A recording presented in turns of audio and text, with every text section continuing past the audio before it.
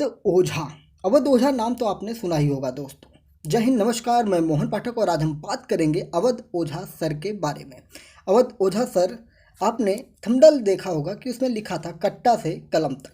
तो आपने सही देखा, कट्टा से कलम तक की अगर हम बात करेंगे तो अवध ओझा जो थे, ये कभी अपने जमाने में जब ये छात्र हुआ करते थे तो एक बिगड़ैल छात्रों की श्रेणी में इनकी गिनती होती थी।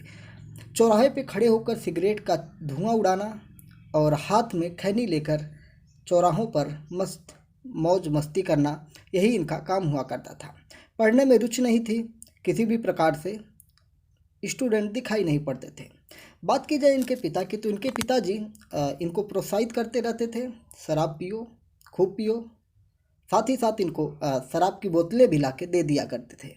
अब वो पिलाना चाहते थे या छुड़ाना चाहते थे, ये तो अवध ओझा को समझ में आता था, क्योंकि वो शराब की बोतल देके अपने बेटे को जलील करने की कोशिश करते थे कि ले बेटा, तू मेरे मने करने से तो मानेगा नहीं, एक काम कर, ले पी ले और पी ले।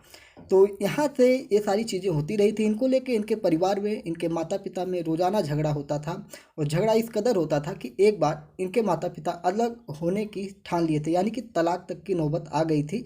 इनकी माता इनके पिता से तलाक लेना चाहती थी, क्योंकि इनके पिता इनकी गलतियों को इग्नोर करते जाते थे, जबकि प्रोत्साहित भी करते जाते थे। इनकी माता इनके बेटे यानी कि अवध ओझा को पढ़ने के लिए प्रेरित करती थी, तो इनके पिता इनको कहते थे जो तेरे मन में आए वो कर। ये सारी चीज़ें होती रहती थी अवध ओझा के घर में। तो आइए एक बार की कहानी अगर हम बताते हैं, कट्टा से कलम की जो मैंने बात की। तो एक बार सिनेमा हॉल में ये और इनके साथी किसी बात को लेकर झगड़ा हो गया और इन्होंने खूब वहाँ पे गोलियाँ चलाई थी। ऐसा ये अपने कई बार इंटरव्यू में बताते रहे हैं। तो आइए अवध ओझा सर के बारे में जानते हैं, पूरी जानकारी लेते हैं, डिटेल लेते हैं कि अवध ओझा सर कौन है। तो कोविड काल के दौरान एक से एक टीचर उभर के सामने आए थे। उसी दौरान 2020 में यूट्यूब पर छाए एक व्यक्ति जिनका नाम था अवध ओझा सर, यानी कि अवध सर के नाम से ये छाए थे।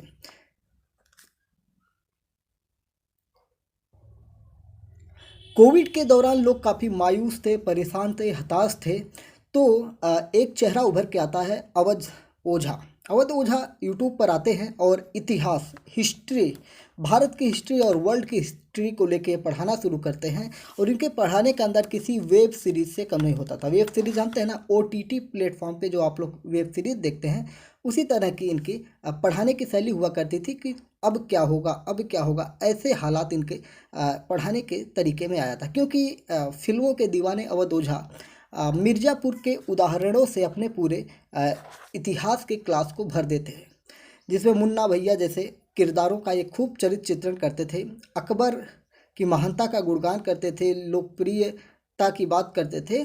और मुग़ल वंशजों के जो मुग़ल काल था, मुग़ल पीरियड को भारत के लिए एक बहुत अच्छा पीरियड बताते थे। मतलब उनके पढ़ाने का अंदाज़ कुछ ऐसा था कि कभी कभी उन्हें कभी कभी क्या उन्हें बार बार ट्रोल किया जाता था, क्योंकि उनकी क्लिपिंग काट ली जाती थी। अब मुग़लों की जब वो मुग़ल काल के साहित्यिक और धार्मिक पक्षों को पढ़ाते थे या मुग़ल काल के स्ट्रक्चर्स को पढ़ाते थे, तो उस समय जब पढ़ाते थे तो ताजमहल, लाल किला जैसी चीज़ें जब निकल के आती थी, तो उसमें उसके स्ट्रक्चर के बारे में उनको अच्छी चीज़ें बतानी होती थी, पॉजिटिव चीज़ें बतानी होती थी। तो जब आप किसी राजा का चरित्र चित्रण करते हैं तो उसका पॉजिटिव और निगेटिव पक्ष दोनों लेते हैं, जिसको आलोचना कहते हैं। आलोचना में क्या होता है कि पॉजिटिव और निगेटिव दोनों को लिया जाता था।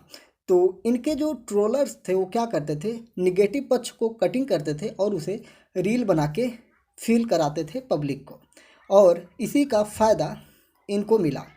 भले ही इनको ट्रोल करने की कोशिश की गई, लेकिन ये हो गए वायरल। कहाँ पे? पूरे भारत में, और भारत के साथ साथ ही हिंदी भाषी दुनिया क्षेत्र में, यानी कि पूरी दुनिया भर में जितने लोग हिंदी जानते थे सब लोग अवध ओझा के नाम से अति प्रिय इनके हो गए। यानी कि भारत के बाद अगर हम बात करें तो नंबर 2 पर इन्हें पाकिस्तान में लोग पसंद करते हैं। खैर, इनको पाकिस्तान यूनिवर्सिटी में पढ़ाने का ऑफ़र भी आया था कि आप आइए पाकिस्तान में लोगों को पढ़ाइए। तब अवध ओझा कहते हैं कि ज़रूर आएंगे पढ़ाने, लेकिन मेरे जैसे कुछ और टीचर आएंगे कि जिससे हम पाकिस्तान के लोगों को ये समझा सकें कि पाकिस्तान से बेहतर हिंदुस्तान है और आपको हिंदुस्तान से विलय कर लेना चाहिए। यानी कि एक ना एक तरह ये अखंड भारत की संकल्पना को आगे बढ़ाते हैं कि पाकिस्तान जो हमसे 1947 में अलग हो चुका था, आने वाले समय में पाकिस्तान भारत का फिर से अभिन्न अंग बन जाए।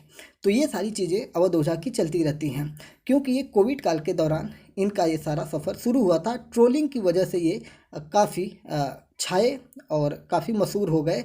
2020 में यूट्यूब पर जब ये पढ़ाना शुरू किए तो हज़ारों हज़ार छात्र इनके साथ इनके अंदाज पर फिदा हो गए और ऑनलाइन ऑफलाइन दोनों ही धीरे धीरे जब ऑफलाइन क्लासेस शुरू हुई तो उसमें भी इनका दबदबा कायम हो गया और ऑनलाइन में तो ये जलवा कायम किए हुए थे।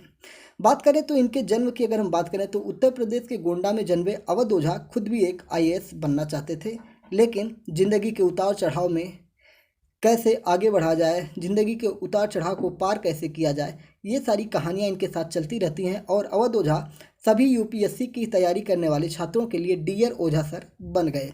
आइए इनके बारे में अब थोड़ी सी डिटेल में जानते हैं इनके जीवन परिचय के बारे में। अवध ओझा सर, जिनका पूरा नाम अवध प्रताप ओझा है, उनका जन्म जुलाई 1984 में उत्तर प्रदेश के गोंडा जिले में हुआ था।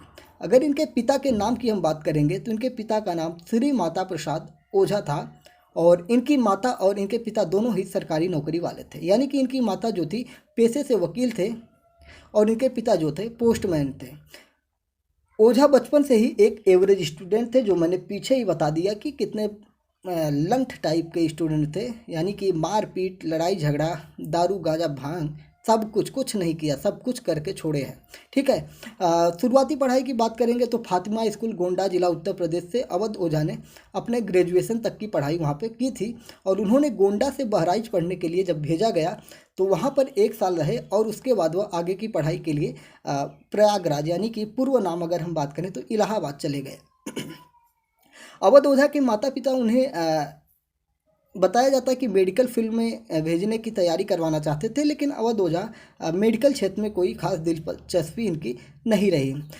इलाहाबाद में जाने के बाद इनका जो फ्रेंड सर्कल था धीरे धीरे यूपीएससी यानी कि सिविल सर्विस की तैयारी करने वाले लोगों के साथ जुड़ा और कुछ गुरुजनों का भी इनको आशीर्वाद प्राप्त हुआ। कुछ इनके जो टीचर्स थे उन्होंने भी इन्हें मोटिवेट किया कि तुम ऐसा कर सकते हो, शायद तुम कोशिश करो तो आईएएस बन सकते हो, यानी कि जिला अधिकारी की तैयारी करो और जिला अधिकारी तुम बन सकते हो। लेकिन साथ में रहने वाले छात्रों की देखा देखी उनको भाई और धीरे धीरे ये दिल्ली की तरफ रवाना होने लगे। कई बार इन्होंने प्रयास किया यूपीएससी में, ओझा सर ने काफ़ी अटेम्प्ट दिए लेकिन उसको क्रैक नहीं कर पाए। इनके परिवार की अगर हम बात करेंगे तो अभी हमने पीछे बात किया कि इनके परिवार में उनके माता पिता, उनकी पत्नी और 3 बेटियाँ, जिनमें बुलबुल, गुनगुन और पीहू हैं। इनके पिता का नाम श्री माता प्रसाद ओझा है, जो कि गोंडा में ही पोस्ट मास्टर की नौकरी करते थे। अवध ओझा की पत्नी का नाम मंजरी ओझा है, जिनसे अवध ओझा की शादी 2007 में की गई थी। अवध ओझा के करियर की अगर हम बात करेंगे तो जाने माने शिक्षक अवध ओझा आज अपनी पढ़ाने की अनोखी कला के लिए विश्व विख्यात हो गए हैं। यूपीएससी की तैयारी कर रहे छात्रों के लिए वो सिर्फ पढ़ाते ही नहीं बल्कि उनका मार्गदर्शन भी करते हैं। एक मोटिवेशनल स्पीकर हैं। ज़्यादातर इन्हें मोटिवेशन के तौर पर देखा जाता है। इनकी बातों को, इनके जीवन की कहानियों को जानकर लोग मोटिवेट होते हैं कि जब आप बचपन में नहीं पढ़ते थे तो बाद में आईएएस पीसीएस की तैयारी करते हैं और उसमें भी ना सफल होने के बाद आप एक सफल शिक्षक के रूप में भारतवर्ष में कीर्तिमान स्थापित करते हैं। तो अवध ओझा ने अपने यूपीएससी कोचिंग की शुरुआत 2005 में इलाहाबाद में की थी, लेकिन फिर इनका कोचिंग चल नहीं पड़ा तो ये दिल्ली चले गए थे।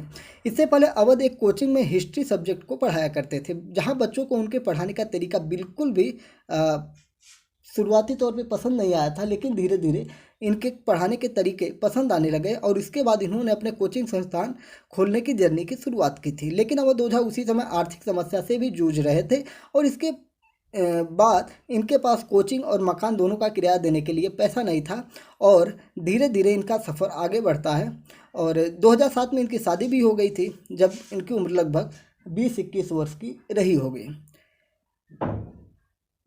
बताया जाता है कि किराया निकालने के लिए ये लगभग 7 महीने तक रात 8 से 2 बजे तक बारटेंडर यानी कि एक तरह से वेटर का काम करते थे और दिन में कोचिंग भी पढ़ाया करते थे, यानी कि स्ट्रगल भरा जीवन इनका शुरू से ही रहा था। 2019 में ओझा सर पुणे यानी कि महाराष्ट्र में इकरा कोचिंग की शुरुआत की। शुरुआत में इस कोचिंग में वह एक बच्चे को पढ़ाते थे, जिसके बाद धीरे धीरे बच्चों की संख्या में इजाफा हुआ और साल 2020 में इन्होंने अपने एक यूट्यूब चैनल शुरू किया कोविड काल के दौरान और वहां पे यूपीएससी की कोचिंग करवाना प्रारंभ किए और धीरे धीरे एजुकेशन सर्कल बढ़ते गया। अगर हम बात करें कि ये किन किन संस्थानों में पढ़ा चुके हैं, तो ये दर्जनों संस्थानों में पढ़ा चुके हैं, जिनमें बड़े बड़े संस्थानों की अगर हम बात करें तो चाणक्य IAS हो गया, फिर वाजीराम रवि IAS हो गया, ABC एकेडमी हो गया, बहुत सारी संस्थान है, इकरा है, इन सारी चीज़ों में ये पढ़ाते हैं। अब इनका अपना खुद का भी एक प्रयागराज यानी कि इलाहाबाद में अपना खुद का एक संस्थान स्थापित इन्होंने कर लिया है। अभी 2023 में इन्होंने इसको स्थापित किया है, जिसका एक इनका यूट्यूब चैनल भी है। अवध ओझा सर की बात करें तो इनका एक पर्सनल यूट्यूब चैनल है जिसका नाम है रे अवध ओझा, और इनके कोचिंग जो इन्होंने इलाहाबाद में खोली है उसका भी एक पर्सनल चैनल है, तो उसको आप सर्च मार के रे अवध ओझा के साथ ही वहाँ से चेक कर सकते हैं और इनके बारे में जान सकते हैं।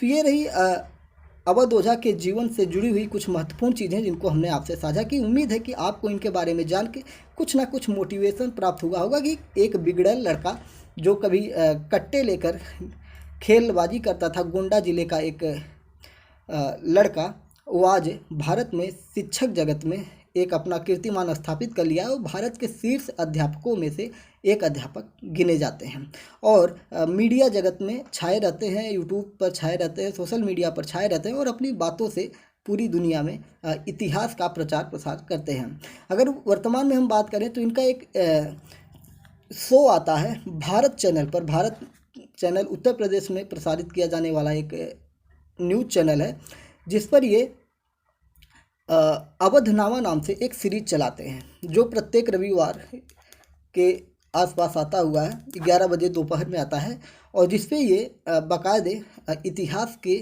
कुछ पन्नों को खंगालते हैं और 1 घंटे का इनका शो आता है और उस शो को आप सुनिए, आपको किसी वेब सीरीज़ से कम फीलिंग नहीं आएंगे। तो मिर्ज़ापुर में अगर मिर्ज़ापुर की टीम हमें सुन रही है तो आपका जितना प्रमोशन आपने पैसे देकर नहीं किया होगा, उससे कहीं ज़्यादा प्रमोशन अवध ओझा ने अपने स्पीच में कर दिया है और उनको आप अपनी टीम में एक बार लेकर तो देखिए।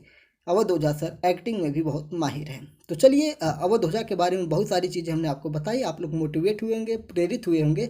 चैनल पर नए हैं तो चैनल को सब्सक्राइब जरूर करिएगा, जिससे कि आपको ऐसे ही मोटिवेशनल स्पीकर्स की बातें हम आपको बताते रहें और साथ ही साथ डेली करंट अफेयर से आपको हम जोड़े रहेंगे। तो चैनल को सब्सक्राइब करिए, लाइक करिए, कमेंट करिए और अपने दोस्तों में शेयर भी करिए। Mohan Pathak sir YouTube channel, Mohan institute YouTube channel. जय हिंद, नमस्कार, भारत माता की जय।